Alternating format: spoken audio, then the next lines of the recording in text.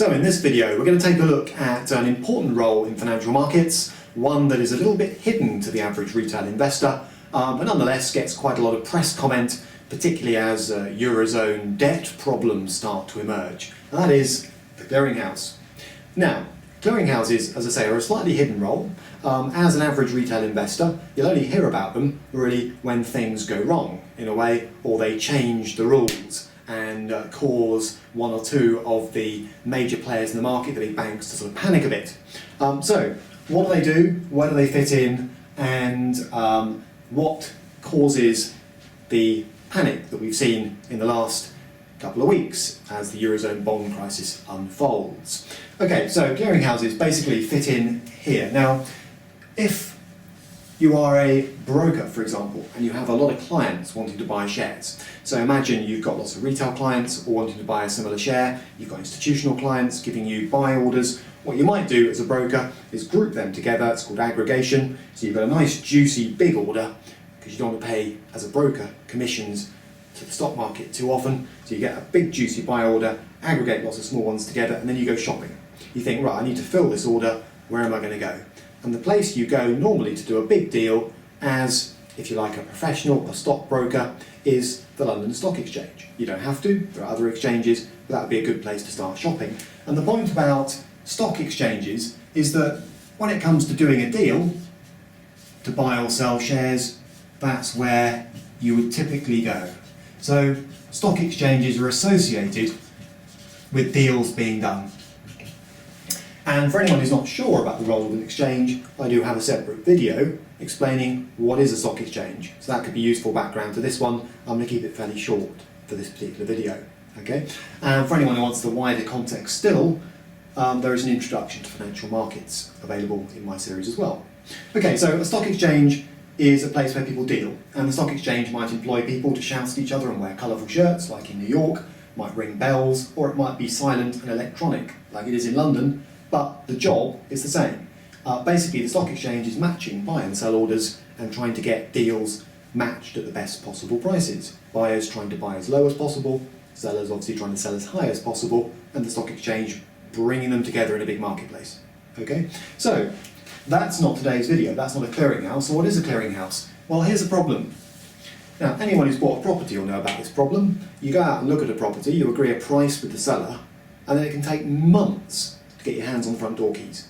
Okay, so the gap between doing the deal and owning the property can be months. Well, in the stock market, you'll be glad to know it's not months, but it is a few days, and they're trying to close the gap over time. So normally it takes 3 working days between agreeing a price, if you're the buyer, and paying for the shares. Okay, and that creates a risk, and the risk is that it all goes wrong. All right, what if a buyer doesn't pay up?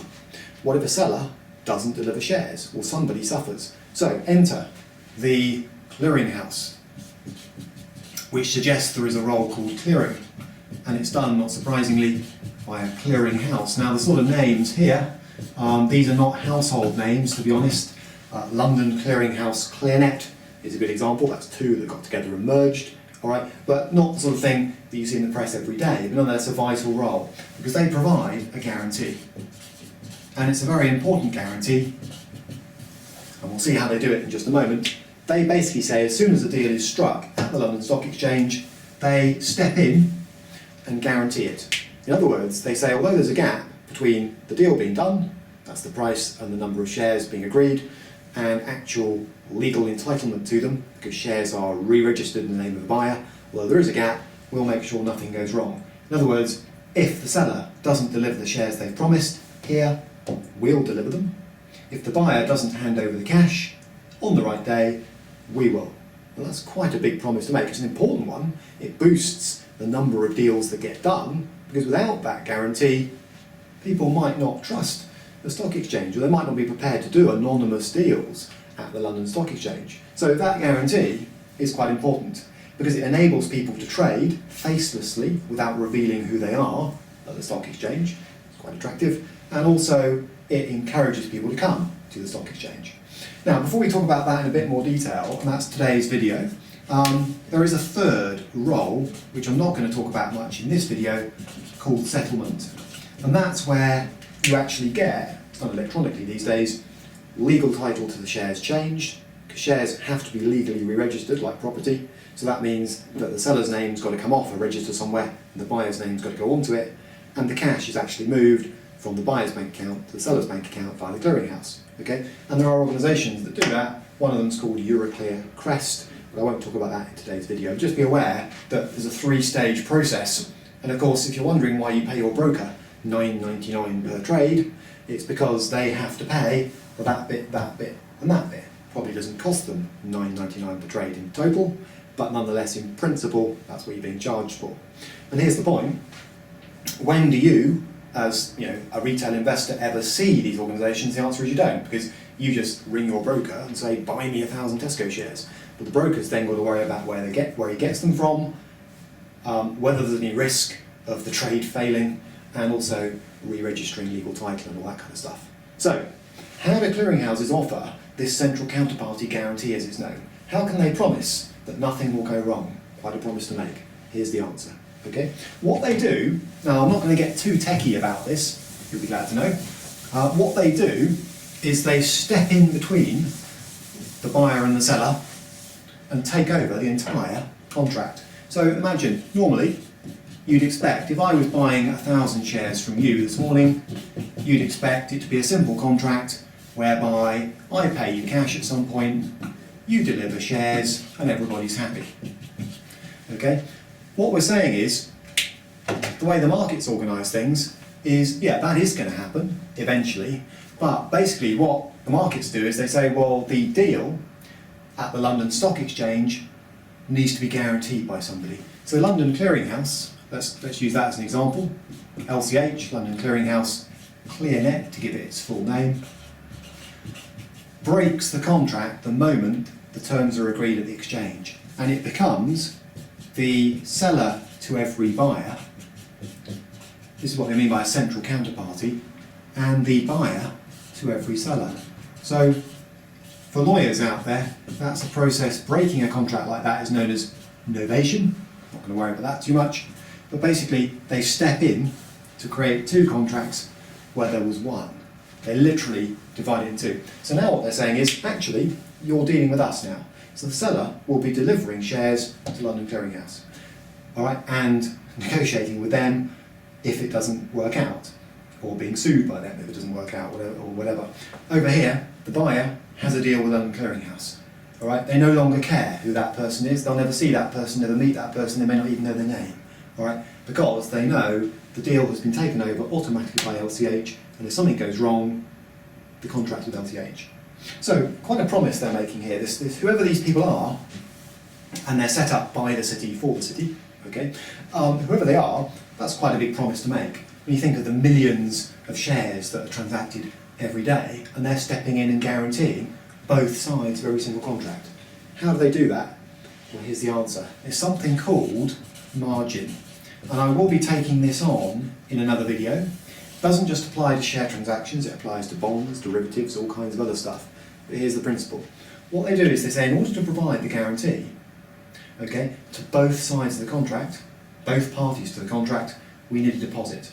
The moment you strike a deal at the London Stock Exchange, okay, to buy or sell shares, we want a deposit. Now the deposit is not the full value of the contract. Okay, we're not that suspicious that people won't deliver or honour their promises. We want a proportion of the value of the trade on deposit with us until the whole thing's wrapped up in 3 working days' time. And then both of you can have your deposits back, plus a bit of interest. All right? So they take a deposit. Now the amount varies, and I'll get into that in another video, but let's call it 10 to 15% of the value of the contract, say for 1,000 Tesco shares, has to be put up front on deposit in an account held and organised by London Clearinghouse. And as long as the buyer ends up paying the full amount after, say, 3 working days, and the seller delivers all the shares they promised, then those deposits are returned. Right? Now, why would they only take a proportion of the value of the contract? Why not the whole whack? Well, in part, it's because only certain people can join the club and become sellers and buyers that use LCH. All right? In other words, the likes of Tim Bennett won't be let in. I don't trade often enough, I'm not big enough, I'm not important enough, and I don't want to pay the fees. Okay? But stockbrokers, the Charles Stanleys of this world, the Goldman Sachs, the Barclays, for example, might become a member, so that they can trade big volumes at the London Stock Exchange and have those big deals guaranteed by London Clearing House.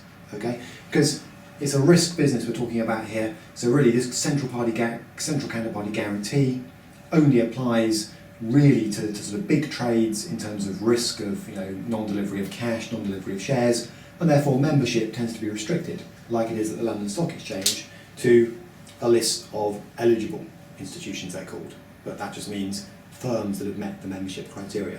All right. So London Clearing House reduced their risk by only letting certain people join. They then decrease it further by taking this thing called margin up front, which is refundable once both sides have honoured their part of the bargain. Now, I'm going to finish this video with a quick mention of the Italian bond market. Where do you see these people in the newspaper? The answer is day to day you often don't, but Eurozone debt woes are throwing them into the news more often than they would be normally, because if London Clearing House get worried, so for example, imagine this is a contract involving Italian government bonds, for example, and there's some uncertainty about the whole status of Italian debt at the moment, then what London Clearing House can do is say, well, actually, we're a bit nervous. We're providing the central counterparty guarantee on every contract, but actually we are a bit worried about the subject of the contract. So they can boost margin requirements. And you'll see that comment made in the press. They'll say today, London Clearing House increased the margin requirements on contracts involving Italian government bonds, for example. And that means they're saying, well, the percentage you put down up front is no longer 5, for argument's sake, it's 10 or 15. And that creates a bit of a cash flow headache for the people who use London Clearing House, because suddenly they've got to put down a lot more cash up front than what they were normally expecting. And the effect of that can be to put people off trading the contract. It can actually reduce the number of trades that go through the market on that particular contract, and that's known as reducing liquidity in the official jargon. Okay? And it's there that you're most likely to come across London Clearing House ClearNet in action.